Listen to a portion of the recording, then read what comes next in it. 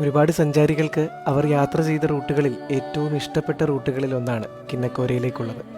മലയാളി യാത്രകളിൽ നിങ്ങൾ കണ്ടിട്ടുള്ള റൂട്ടുകളിൽ ഏറ്റവും ഭംഗിയുള്ള റൂട്ടും ഇതുതന്നെയാണ്. അതിരാവിലെ യാത്ര ആരംഭിക്കുകയാണെങ്കിൽ വഴിയരികിൽ ധാരാളം കാട്ടുപോത്തുകളെ നിങ്ങൾക്ക് കാണാൻ സാധിക്കും. ധാരാളം ഹെയർ പിൻ ബെൻഡുകളുള്ള ഈ റൂട്ടിൽ 2 വീലറിൽ യാത്ര ചെയ്യുന്നതാണ് ഏറ്റവും അനുയോജ്യം.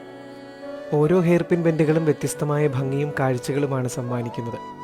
ഈ റൂട്ടിൽ പല ഭാഗത്തായി നിങ്ങൾക്ക് വിശാലമായ താഴ്വരകളുടെ ഭംഗി ആസ്വദിക്കാം.